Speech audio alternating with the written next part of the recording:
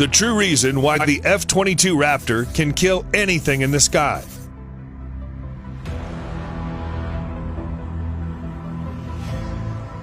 With Russia and China deploying advanced new fighters and surface-to-air missiles, the task of gaining and maintaining air superiority over an increasingly more lethal battle space falls to a small and elite group of U.S. Air Force pilots flying the mighty Lockheed Martin F-22 Raptor.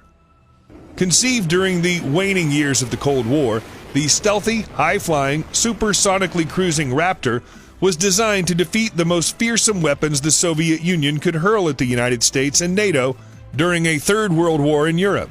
However, with the end of the Cold War and subsequent 1991 collapse of the Soviet Union, the F-22 was left without a mission, or so it was thought. Indeed, the second Bush and Obama administrations canceled the F-22 program in 2008 after only 195 aircraft, 187 production planes were ordered because they made the assumption that high-end, state-on-state conflicts were a relic of the past. However, as it's becoming increasingly apparent, they were wrong. Why America needs the F-22 Raptor, now more than ever. Now, with voices on the left and right clamoring for action in Syria, where the Kremlin is propping up its longtime ally, the Assad regime, the Pentagon finds that it has to rely on its tiny fleet of 186 F-22 Raptors if the call comes to establish a no-fly zone or a safe zone in that war-torn nation.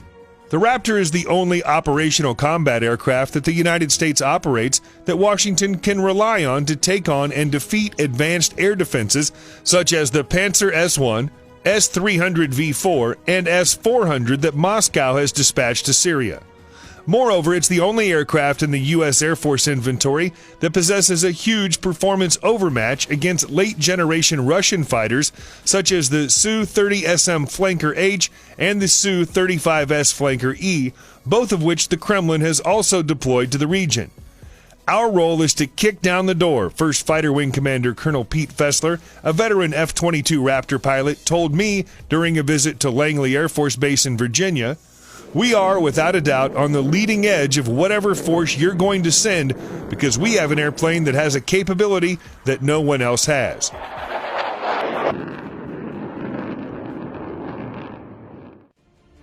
Training matters. But while it's important to have the right tools, more important is the human dimension. Pilots and maintainers must be trained and ready to defeat the highest-end threats if they're to be sent into combat. The Raptor pilots, while they're still a critical component, are still just one part of a team.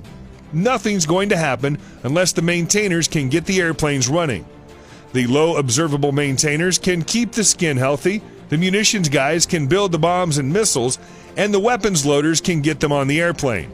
The air traffic controllers can launch them, intel folks can prep the pilots for the mission they're going to do. All those things have to come together, and if they get out of sync, none of it works. The ultimate insurance policy.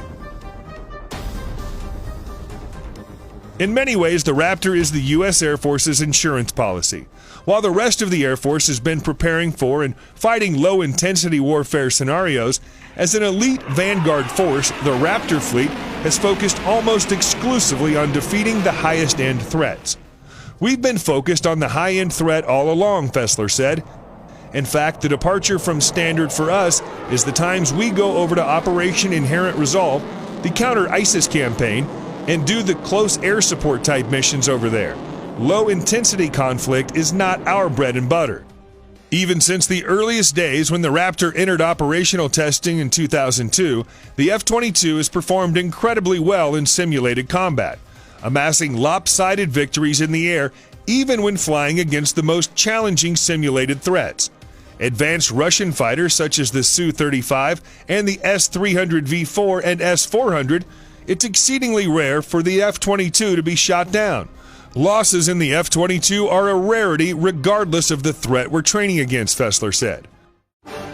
Why the Raptor dominates. Indeed, one of the problems for the F-22 is to generate enough targets and a tough enough threat so that pilots get some useful training. Another problem is that the jet is so capable in terms of its sheer speed, acceleration, stealth, sensors, and maneuverability, it actually compensates for tactical errors. It makes up for a lot of shortcomings in the pilot side. You can have a really bad day and the airplane will still do phenomenally well, said one senior F-22 pilot who goes by the call sign Crash. Just because you win the fight doesn't mean you did well. Just because you lost doesn't mean you screwed up. We build scenarios to track that, so there are times when guys will die in training when they did everything right, and there's other times dudes are screwing up left and right and they're completely successful. But in this airplane, it's much easier to survive. Because the jet is so capable and the pilots are the elite of the elite, the Red Air has to effectively overwhelm the Raptors with sheer numbers. Crash described one scenario where 4 F-22s took on 10 fourth-gen enemy aircraft similar to a Su-35 simultaneously, and which regenerate or come back to life. A little bit more than your typical fourth-gen, Crash said. We're not training against things that are not operational yet. We're fighting against the most advanced operational threats we can. Typically, the blue F-22s will slaughter the enemy from long range. Indeed, as Fessler notes, if an enemy aircraft has survived to enter the merge or visual range combat and finds a Raptor, something has gone terribly wrong. That usually leads to an intensive debrief to understand what went wrong.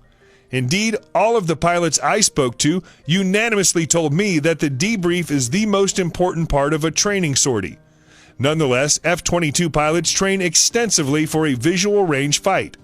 We usually train full up versus full up, Crash said. We assume that a Western-trained F-22 is going to be the most challenging threat we're going to go against. A big upgrade, and something needed. One recent addition to the Raptors at Langley is the new Block 3.2A Update 5 software. At long last, the new upgrade adds the Raytheon AIM-9X Sidewinder high-off boresight missile, something long coveted by the F-22 community. The addition of the AIM-9X is a huge improvement for the Raptor. The addition of the new weapon greatly increases the F-22's already formidable lethality. That's even though Upgrade 5 is an interim capability. The AIM-9X and the Raytheon AIM-12OD AMRAAM missiles will be fully integrated onto the Raptor with the Increment 3.2B upgrade, which is yet to be fielded. The one thing that the F-22 is still lacking is a helmet-mounted cueing system, HMCS. That would be used to exploit the outer edges of the AIM-9X's capabilities. It's a feature that's common on most U.S. fighter aircraft and most foreign ones. The lack of such a system would normally place the Raptor at a severe disadvantage in a dogfight if the aircraft didn't perform as well as it does. The Air Force is still planning on adding such a helmet-mounted cueing system to the F-22, but pilots at the 1st Fighter Wing say that's not an absolute necessity. The Raptor can usually dominate a fight even without such a system. Indeed, as Fessler noted, even without the AIM-9X or a HMCS, F-22 pilots often close into gun range and ambush other jets in visual range. I can sneak up on a guy, Fessler said.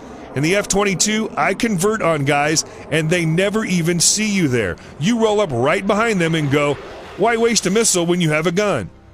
Ultimately, as the U.S. Air Force's only dedicated 5th-generation air superiority fighter in an increasingly hostile world where the threat grows more challenging every day, it's in the service's best interest to ensure the Raptor remains as capable as possible. Right now, the Air Force is slated to equip the F-22 with a helmet-mounted sight by 2020, but similar efforts have fallen prey to budget cuts in the past. The helmet would be awesome to have, but it's not a game changer for us, Crash said. But a helmet-mounted sight would help us a lot.